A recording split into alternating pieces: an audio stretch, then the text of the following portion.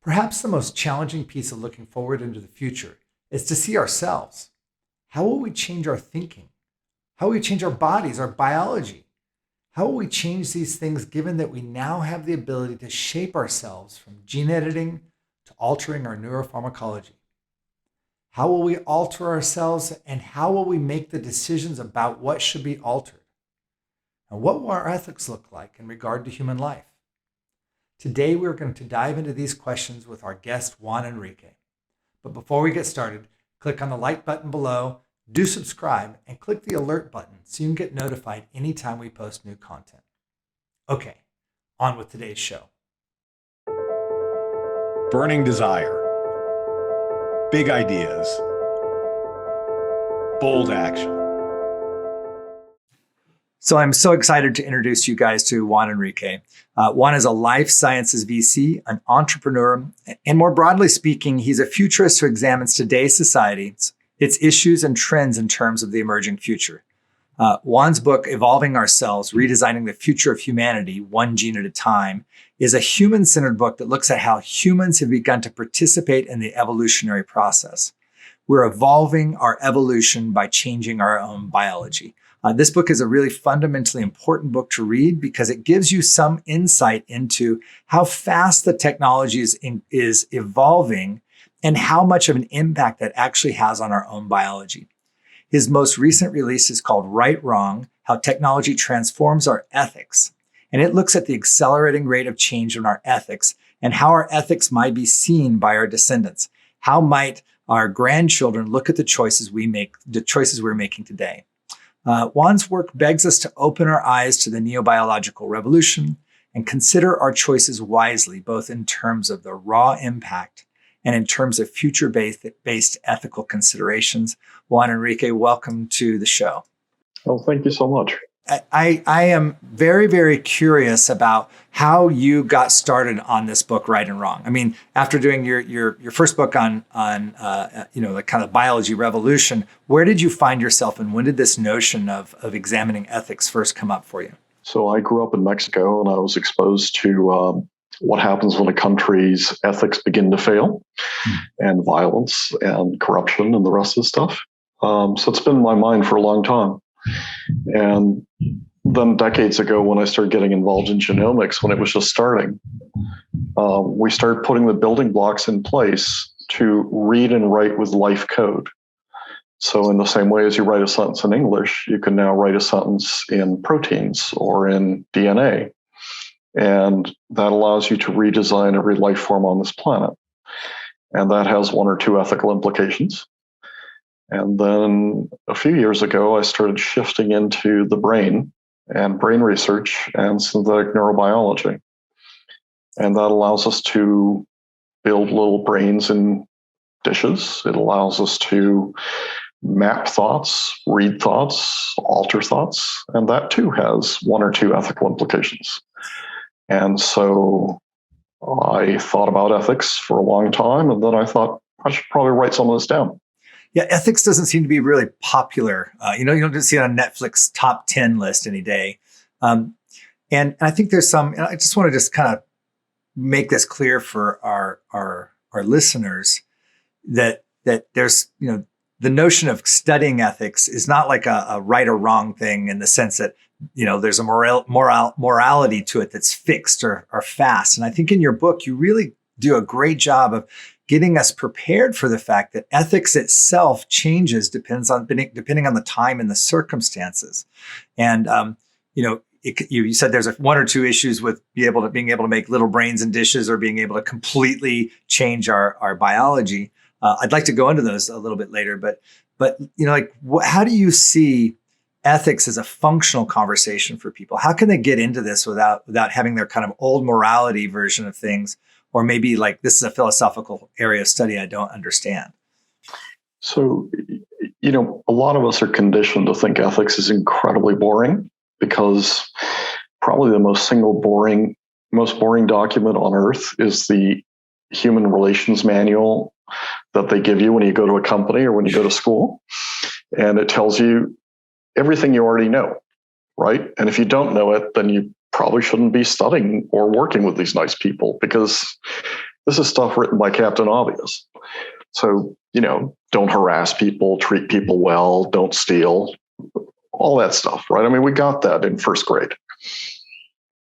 The part that we don't get, and the part where ethics becomes absolutely fascinating, is what happens if right and wrong changes over time? What happens if it shifts 180 degrees and you thought this was right, and then the exact opposite is what's right? What happens if a lot of that is driven by technology? So technology changes our notion of right and wrong. And what happens during a time when technology is accelerating? Does that mean that our notion of right and wrong is going to change faster and faster, and a lot of us are going to end up on the wrong side of history? That's where ethics gets interesting. Yeah, you mentioned in your book about slavery that before the Industrial Revolution, slavery was okay. And then certainly after the Industrial Revolution, we have less need for manpower. That suddenly it switches and we start having abolition rising up, and then the Great Britain and the United States abolishing slavery. Are there other examples like that in contemporary times that you're seeing where we are about to have some kind of flip in our view on what's ethical and what's not? There's a lot of them. And I think it's really important not just to recognize the very brave abolitionists who put their lives on the line and really opened a lot of our eyes. But I think it's also important to understand that slavery was around for tens of thousands of years, and it was around in every civilization. The Greeks, the Romans, the Chinese, the Indians, the Incas, the Mayas, everybody had slaves for tens of thousands of years, and people tolerated that. And so the question is, why did it go away in such a short period of time as a legal entity in most countries? And that had a lot to do with the fact that a single barrel of oil contains 10 years of human labor. And so when you start using energy, when you start using thousands of horsepower, technology enabled us to not have to oppress tens of thousands of people as we've done for millennia. What happens with a whole series of things today, like oil? We've been using oil and we've been, damaging the planet, et cetera, et cetera. But it's been very difficult to have that kind of energy in a way that is clean until very recently. And now what you've got is you've got this curve where the price of solar is collapsing, the price of wind is collapsing, the price of geothermal is collapsing. As soon as it crosses the price of coal, it doesn't make sense to use coal. And soon thereafter, it's going to cross the price of oil for most things. And eventually it's going to cross the price of gas. And in retrospect, what's going to happen in 10 years is people having faster, cheaper, better energy are going to say, how dare you people have burned hydrocarbons? And it's going to seem like a savage thing to have done. In the same way as it looks crazy to us that people used to burn whale oil or used to heat all of their houses with basically open fires. There's a lot of things that technology makes faster, better, cheaper that allows us to have a better life while being more conscious of our environment or other people. I think synthetic meats is a second example. A synthetic burger was $250,000 not that long ago, 2013. It was, $30, 2015. It was $7 last week at Whole Foods. And in the measure that you get meat that's faster, better, cheaper, and cruelty-free, in retrospect, the notion that we would kill 6 billion animals a year is going to look pretty savage. But then again, we don't have that option today. So most of us are not yet vegan. Most of us are not vegetarian because the alternative is very difficult for a lot of people. Fast forward that 10 years. In 10 years, if you remain carnivorous, it's going to be a harder and harder position to defend. Yeah, it's interesting because when we think of ethics, we think about, well, how do I make the right choice between two things? And what you're pointing out is that a lot of that is what is context dependent. It's easy for me to ignore something that might not ethically feel completely wrong. I mean, I'm not going to defend, killing all those animals, like it's not something I think is defensible, yet I will still continue to eat meat.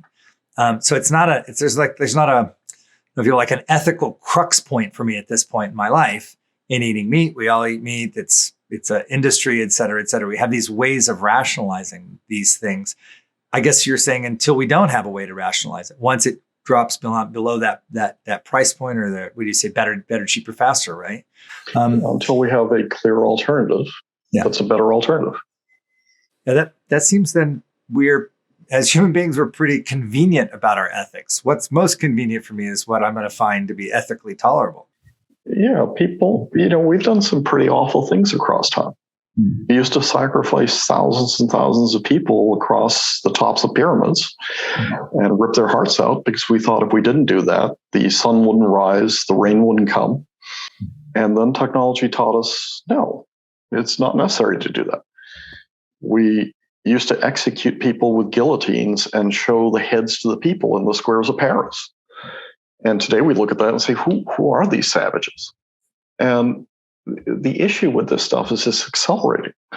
So you're brought up by your grandparents, you're brought up by your parents in the right way for the time, and then the rules change.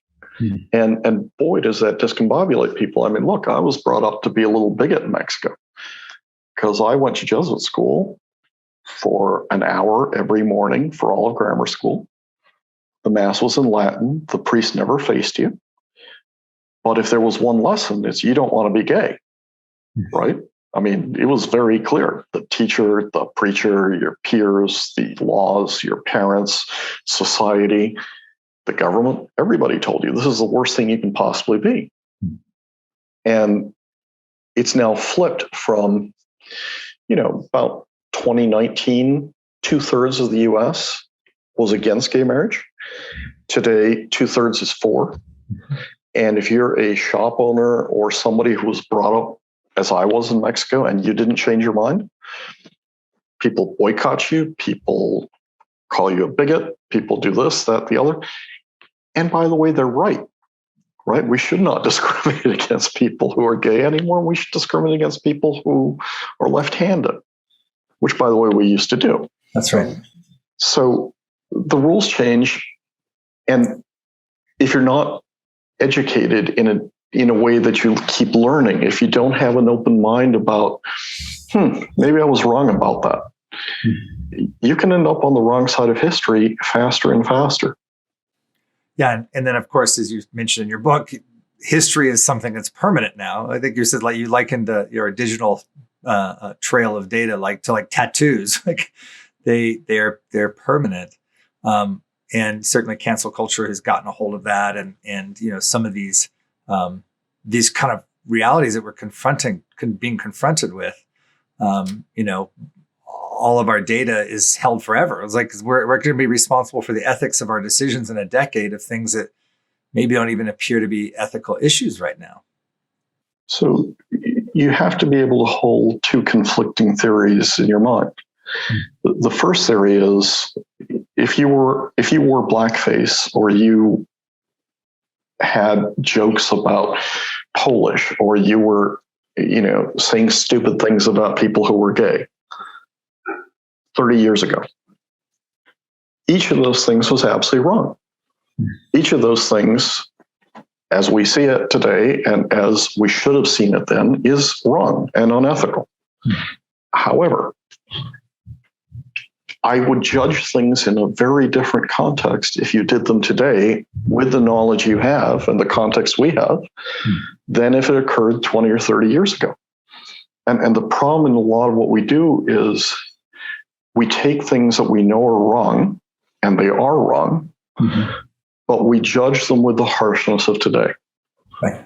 And we too are going to be judged in the future. And there's a question as to whether people in the future are going to have a little bit more humility and forgiveness than we do. Because if they don't, as the rules change faster and faster, because technology changes faster and faster, boy, are we going to be judged harshly. Yeah. Well, and I think kind of becoming aware of that, and it's certainly a point you make in Right Wrong, becoming aware of the fact that we may be judged by standards that aren't present today is one thing. But something you just said is really, really key for me. And that is that that the things that we might have done in the past that we got away with were still wrong. They were still, ethically not right. And what it says to me is that at some point, maybe we ought to actually consider what we're doing in terms of ethics. Maybe we should actually take a moment, a pause or a breath, and actually consider our own ethical approach to things in life. But that's not done very much. I think we just kind of absorb our ethics by TV or by social media, by cues in the world around us versus by some kind of thoughtful process. The first and most important thing you've got to do is you've got to understand that even if you are, a enlightened millennial, or if you're a God-fearing conservative, or whatever the hell, the stuff you were taught was right and wrong can change. And if you don't believe it can change, then you're not open to this conversation. If you start with the premise, I'm right, and if you don't agree with me, you're wrong, and I'm right, and I will always be right, you're going to end up in some really deep water, right? Because the rules keep changing. And that's the part that is so difficult for people to understand, because most people in this polarized times think that half over there disagrees with me, and therefore that half over there are baby killers, or they're pedophiles, or they are Neanderthals, or they're racists, or whatever label you want to put on. And if you don't start from the premise, look, 98% of people are decent human beings. They may have a different opinion, a very different opinion from what you and I believe, but they're trying to do the right thing for their kids. They're trying to do the right thing for their parents. They're trying to be respected by their peers. They're trying to do their job decently. If you don't start with that, then it's very easy to characterize people as the other. And those who can make you believe absurdities can make you commit atrocities, as Voltaire said. And we're in a period where we're believing a lot of things about a lot of other people that allows us to hate them. And that's a very dangerous place to sit. Yeah. And I think what you're just saying is that, hey, at the heart of these culture wars that we're all been enduring, some people are participating, some people are standing on the sidelines, some people are trying to say, hey, stop. But it inside of that is people who are willing to kind of fan the flames of worldviews and competing worldviews, all of which kind of are underpinned on these kinds of strong ethical statements or declarations. To cut down a tree is wrong. To not protect unborn children is wrong. There's some very, very, very, very strong declarations on that. And I think what your work is saying is, hold on a minute, take a look. History will tell us all something about these strong ethical declarations we're making, and that maybe we should give some deeper thinking and consideration to them, especially when it comes to our fellow humans who are struggling with the same things we are.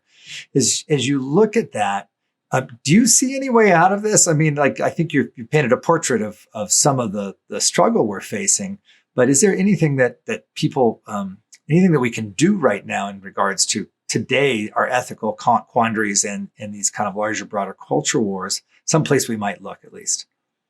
So I define myself as an optimistic curmudgeon. So I can see a whole lot of stuff that is really awful. And boy, some of the things we've lived over the last few years have really been unprecedented in my lifetime. However, having said that, I keep asking myself, all these groups that feel put upon, that feel like they're being discriminated against, that feel like they're being hurt, would you really have wanted to be born at random in the 1950s or the 1900s if you were a woman? Would you have been treated better if you were somebody who was Hispanic or African American? If you were somebody who was gay? It's not clear to me that going back in time, you do that much better. And stuff which we took for granted as to how you treat people in the 1950s and 1900s completely different today, right? And it's really important to look at what's missing. But to quote that awful cigarette ad from the 1960s, you've come a long way, baby. And by the way, that's a slogan which you couldn't possibly use today, right? I mean, you look at the marketing today, and the standards and what you can say and how it's interpreted have also completely shifted. And this is from companies that weren't trying to insult you. They were trying to get a broad group of people to say, okay.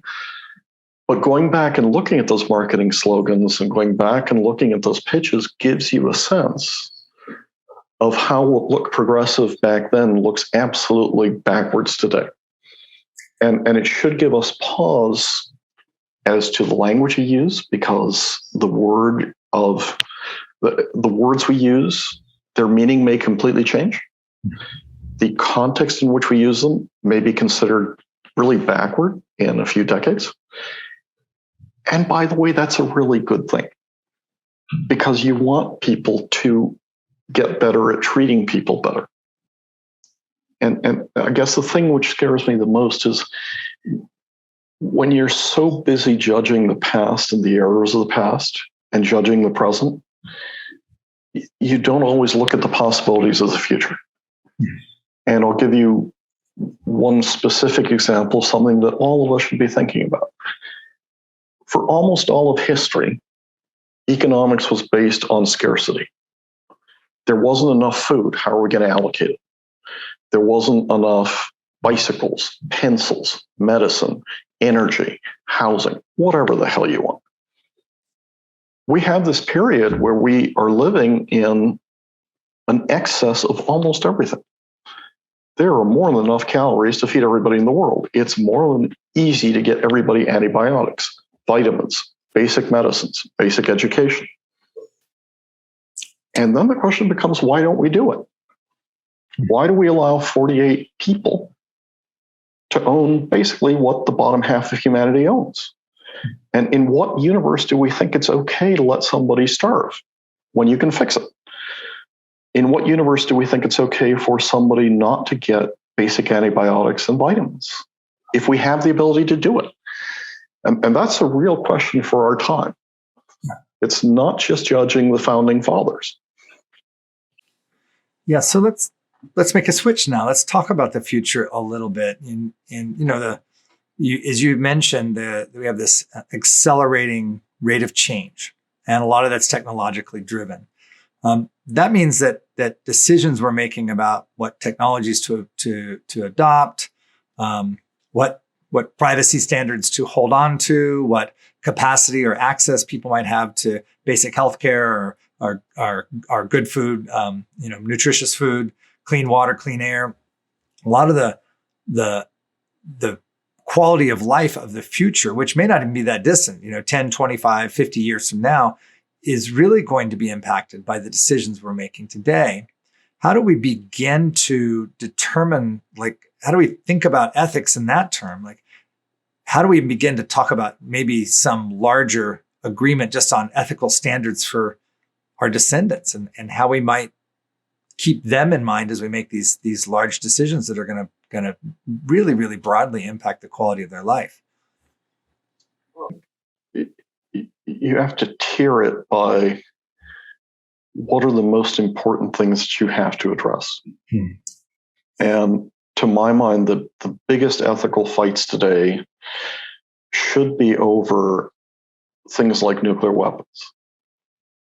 It's something that we think about less and less. It's something that, people used to obsess about in the 60s and 70s.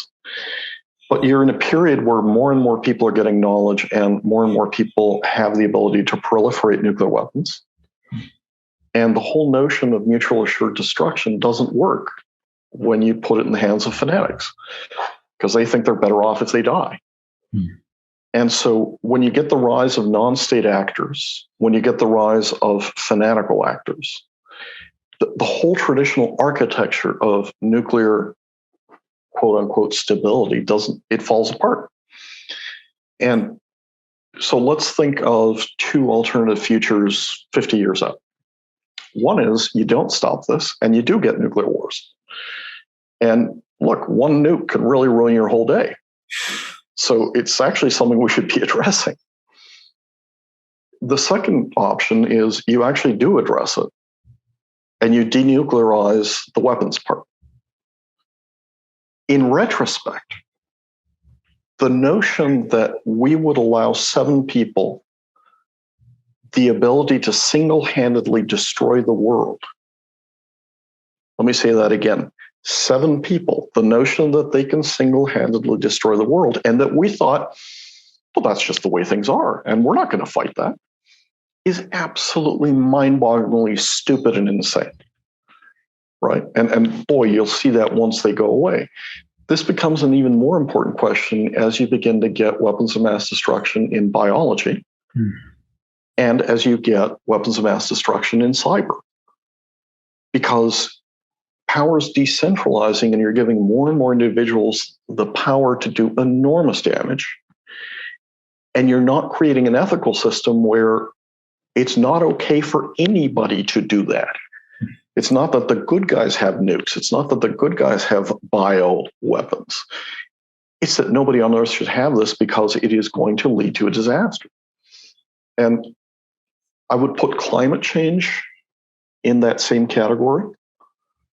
I would put wealth concentration and the division between the haves and the have-nots and the desperate migrants and the completely isolated, fanaticized, angry. You cannot allow that in a world where you've got enough for everybody.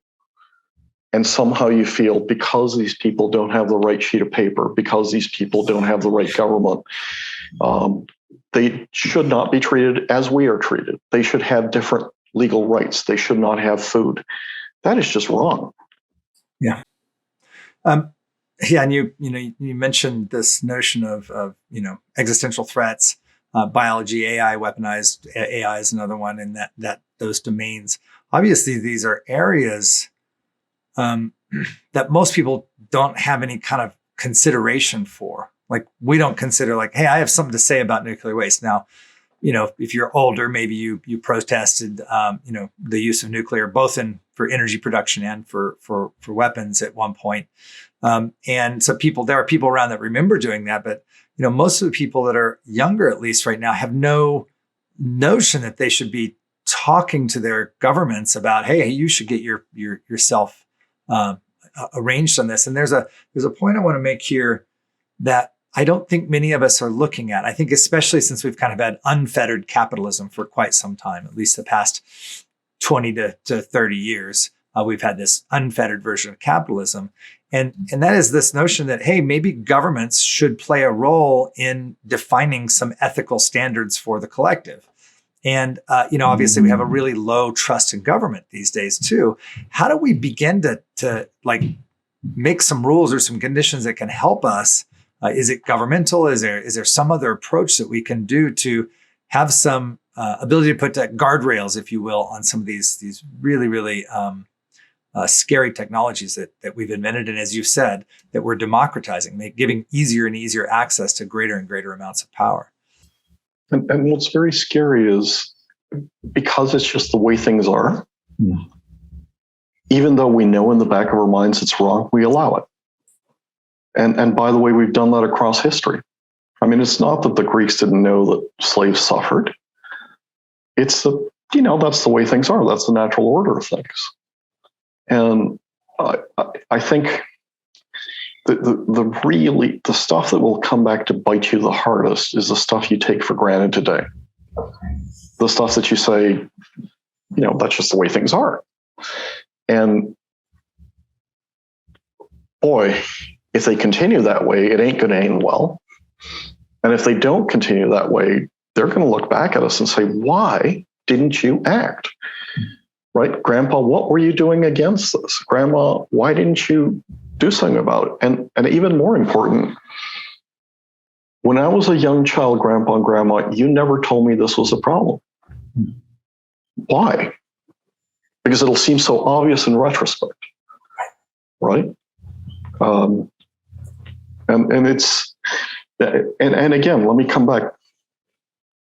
Ethics is incredibly important because if we don't think about them as an active living system, we'll have the ability to stop stuff, but we won't. And that's where, we truly commit horrible acts. I get a lot more upset with people who should have known better, who had the ability to make it better, and who didn't, than with people who didn't realize they had options and had a choice. That doesn't justify their actions in the past. That doesn't mean what they did was right. But it does mean that on an ethical scale, boy, if you go out and you discriminate against somebody who's got a different sexual orientation today, or you go out and you practice slavery today, or you go out and you practice racial discrimination today, you're doing something when you absolutely should have known better. And the standards applied to judging you should be, at the very least, harsher than those practiced 100 years ago. Not because the action is any less bad, but because ethically you had options and you should have known. Yeah. So big topic there. Just for our listeners, they'll put a pin in this thing. Understand that there are threats to human existence today. And we've enumerated a number of them.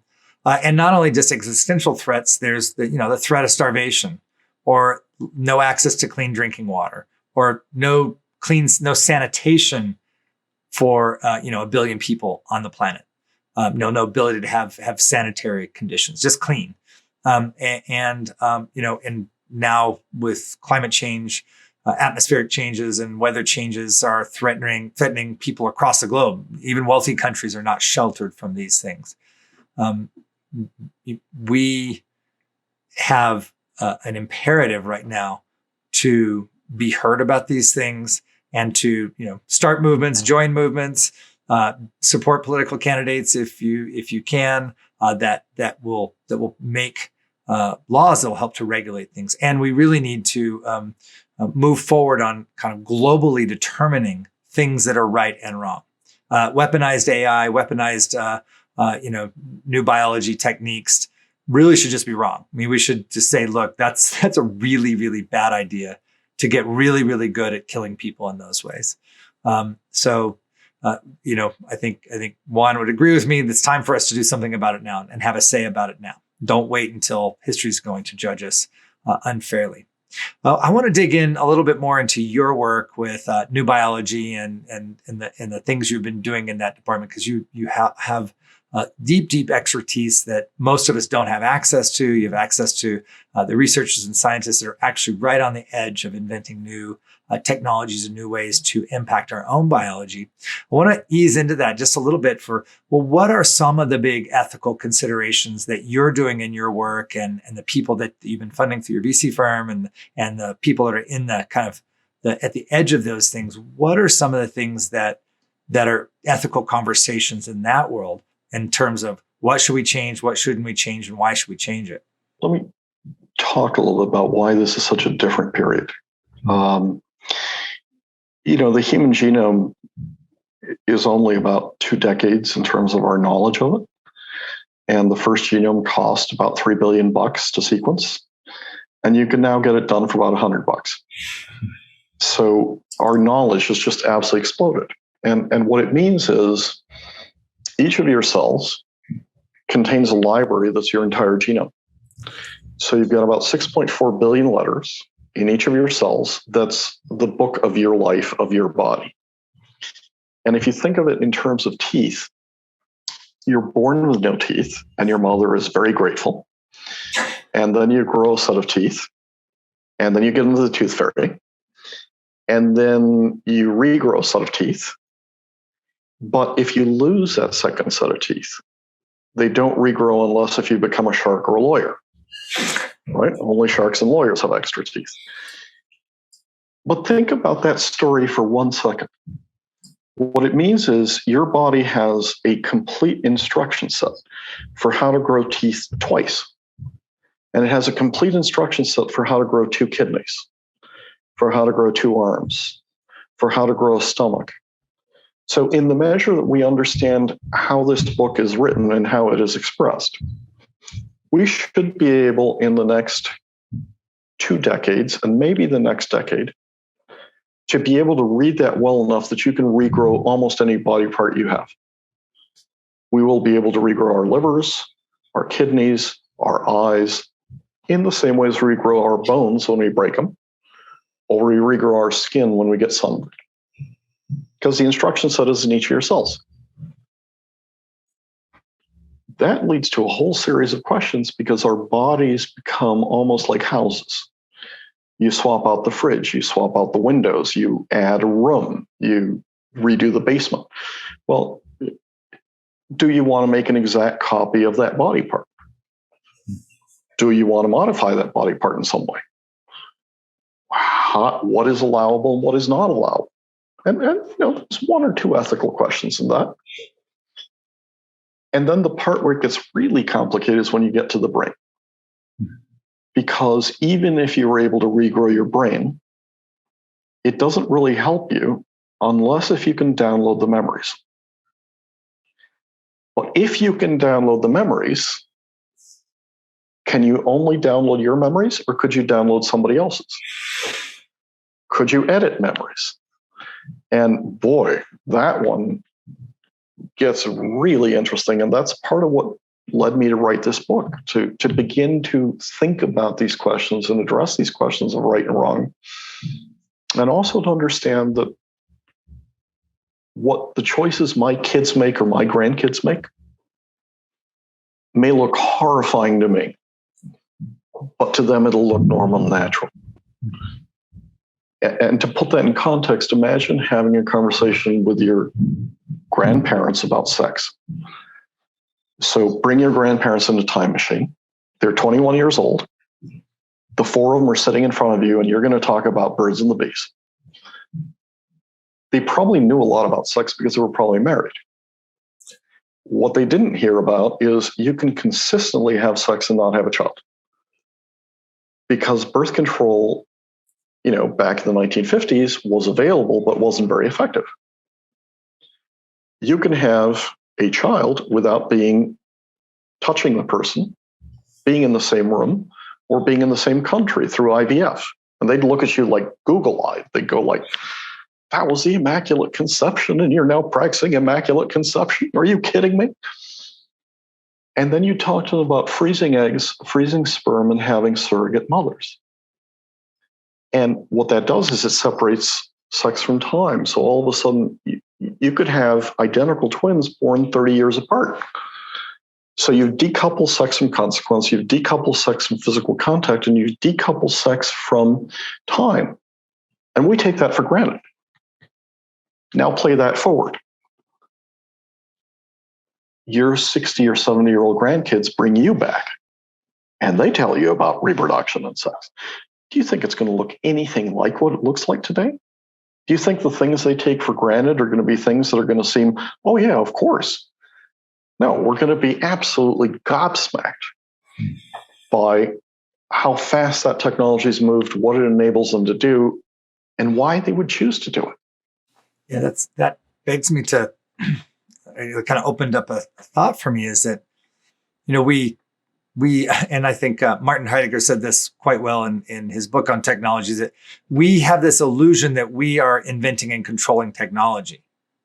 But Heidegger said we're instrumentalized ourselves by our technology. We are a component of the technology just as much as anything else. We are yet another tool inside of this technological world. And then what you just said is that it seems normal to us. We normalize whatever level of technological development we're inside of. And for those of us who were part of the invention of the internet and all those things, I have a hard time imagining what it was like before I had my smartphone, or before I started off in computer science. So I actually was programming on green CRT terminals.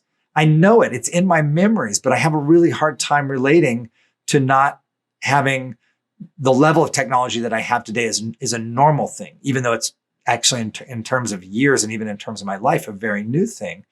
Our world is evolving around us, and we're evolving inside of it, and it's inseparable in a way.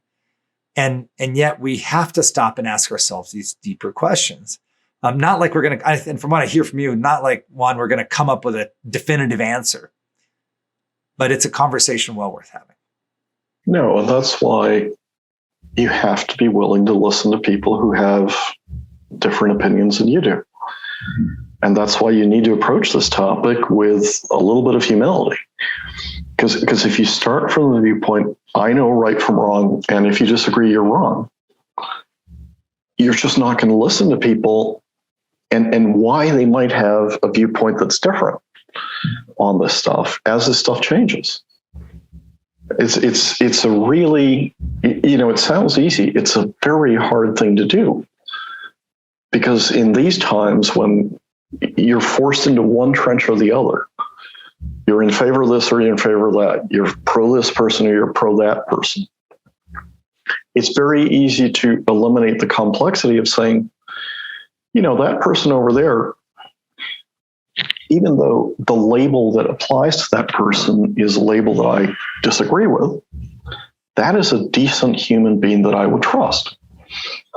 A very quick way of making that real is assume you have a 14-year-old beautiful daughter and you have to leave for the weekend, and you only have two choices of babysitter. You can leave her with Donald Trump for the weekend, or you can leave her with Barack Obama.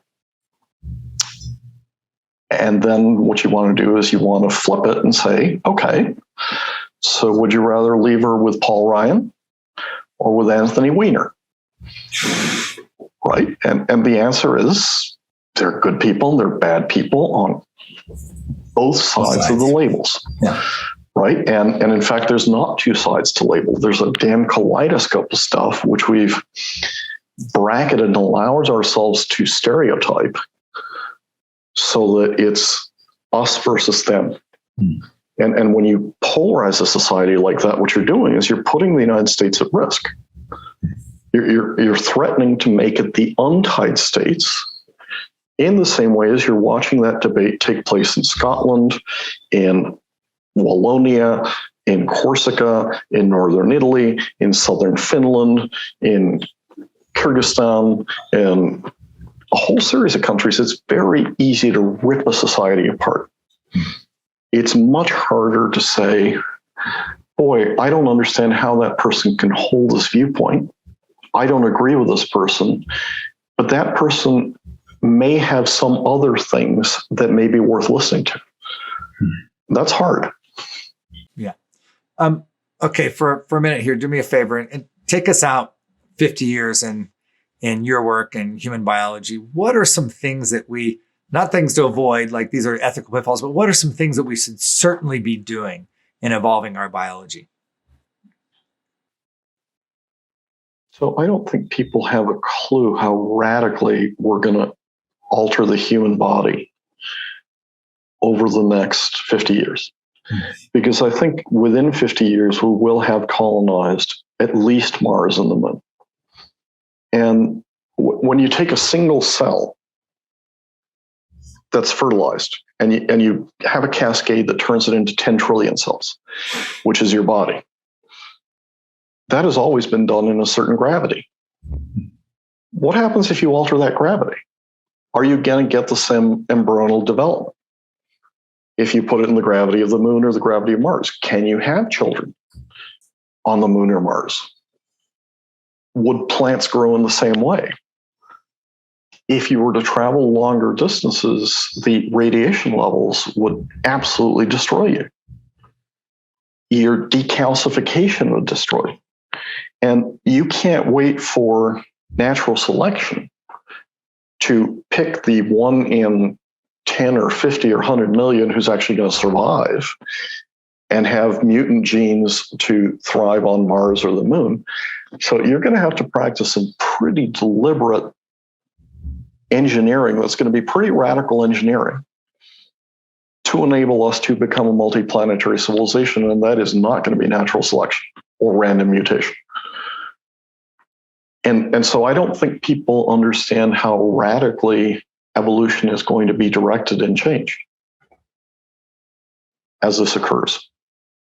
Yeah, so you're talking about having the ability to be able to survive in high radiation environments, or be able to grow and develop in different gravities. These are really radical things, and the human beings that would have these genetic alterations would not be fit for living on the planet Earth the way we are today. They would be aliens. They would be extraterrestrial, at least. Yeah, and take something which I think is a lot faster and a lot closer. We're now at a stage where we can bring animals to term in the equivalent of what look like little Ziploc bags. Mm-hmm. So you can put, a mouse, fertilized mouse inside there, and it'll grow into a full mouse, and out comes a live mouse. Mm-hmm. And you've done the same thing with sheep. So you can now take a sheep, stick it inside this plastic bag. It looks pretty gross. And, out comes a live sheep, leading to one of the greatest tabloid headlines I've ever seen in one of the British tabloids. These tiny sheep are called ewes, E-W-E. And it says, "You get a room." Over a very gross picture. But even that simple technology is something that fundamentally changes debates. And let me give you a couple of examples. It is probably something that will be used for humans in the next decade. And the reason you use it for humans is it will probably be a lot safer to bring a baby to term inside a synthetic womb that has the mother's, the various chemicals the mother provides and the nutrients that the mother provides in a synthetic form, than it would be inside one of these plastic heated boxes, right? Probably a lot less invasive, probably a lot safer. And so the original use for this thing is going to be to save preemies. Mm-hmm. But boy, does it change a bunch of stuff, because all of a sudden, if you can do that, you can bring babies to term far, far earlier. And that's going to polarize part of the abortion debate as to when an embryo is viable. It may also polarize notions like, "Gee, Mom, how dare you have taken me traveling when you got sick with Zika in X, instead of leaving me protected outside your womb inside a nice, safe incubator facility." Or, once I was outside your womb, it became a lot easier to intervene in an embryo. Mm-hmm. How dare you have not operated on my spina bifida? Mm-hmm. How dare you have not altered my genes? Because today we look at gene engineering and we say to people, I would never want to engineer a baby. That is against what I believe. But for your grandchildren, they may have a conversation that says, my grandparents and my parents were so damn backward that they didn't bother to take out the KRAS gene. They didn't bother to take out the P53. They didn't bother to take out the BRCA. And so I've now got cancer because these backward idiots didn't edit my genome. Didn't care enough. Yeah. And you flip the conversation 180 degrees in a very strange way with a technology that to us seems pretty gross and weird. And it really opens kind of in a science fiction-y way. It's like, oh, well, we could actually not have anybody have children in their wombs anymore. That there could be these facilities of Ziploc bags of where children are gestated. And it also just brings, and I think we've been wrestling with this a little bit, not a lot, like what is a gender's responsibility in being a parent? I mean, if suddenly women are no longer tied to pregnancy and birthing, and I'm not saying that should happen, but if we just imagine for a minute that's what happens, then what does it mean to be a mother or to be a father? And how do these roles, how are they going to evolve? Obviously, we have our interpretations about what mother or father should be. And, we've gone through these revolutions where now fathers can be stay-at-home fathers. And there's this fluidity now between, what role you play in the raising of a child. But once you decouple gestation and birthing from the reproductive process, then it seems like you end up with a very, very, at least a very, very different base setting for what it could mean to be a mother or a father. And maybe even your notion of what's right and what's wrong might change. Who knows? Well, it seems that, from the conversation we've been having, that it's inevitably going to change. We don't really know how it's going to change.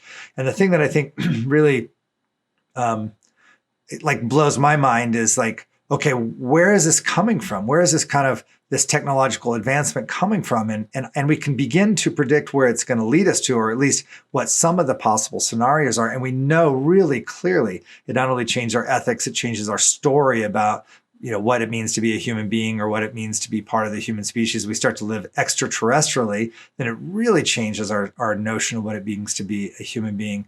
And I can't help but think this is a really, really strange and weird journey we're on. And because I think that, flat earth time, right? The earth was flat. It was just flat. That's all there was to it. You sailed off over that where there be dragons, you go off the edge, you die. And for all, thousands of years, however long, at least in Europe, we had this perception that that's the way the earth was. And then it changed. And when it changed, it radically changed our notions of who we were in regards to the whole universe. And I think we're seeing revolutions like that every decade now.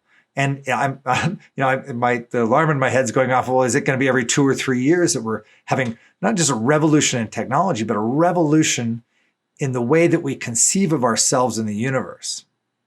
A real radical change of just however we make the concept of being a human being is showing up really, really, really different, very, very fast. To me, that seems like the most interesting inquiry that we can begin to have is what would the experience of being a human being be like 50 years from now? And would it be translatable to the software that we have today? And that's why continuously asking, we have the power to do this, what's right and what's wrong, and being a little bit more humble about understanding that can change is so important. Well, with that, I think we'll bring this conversation to a close. This is a really powerful conversation. I want to encourage all of our listeners to get Juan's newest book, Right and Wrong. I said to Juan when we first started talking today, it's a real kind of personal read. It doesn't read like a textbook or anything like that. It really feels like you're sitting down and having a chat with Juan. He takes you through a number of really, really pertinent issues today, things that you're dealing with today, and gives you just a new set of viewpoints or tools to be able to look at those. And I think by the time you finish the book, you'll have a different appreciation for ethics and maybe a little bit looser grasp on right and wrong. Not meaning that you don't still believe in right and wrong or conduct yourself by a certain set of ethics, but you may not be as fixated on what your idea of right and wrong is, which, given our last conversation, might be really, really a good preparation for the life that's about to come at you. Juan, thank you so much. First of all, thank you for the work that you're doing, not just working in the life sciences in the neobiological revolution area, but bringing your careful and meditative thought to the things that you're doing, actually considering them and then bringing back your considerations for us, the rest of us, to learn something for us. So thank you for that. And then mostly just thank you for the great conversation today. It was great fun. Thank you so much. Okay, we're going to sign off from now. From Michael Sean Conaway and Boldly Now, we'll see you soon. The Boldly Now Show, igniting the world of burning desire, big ideas, and bold action. Boldly Now is an initiative of the Generative Futures Initiative. generating a thriving future for humanity. Learn more at generativefuturesinitiative.com.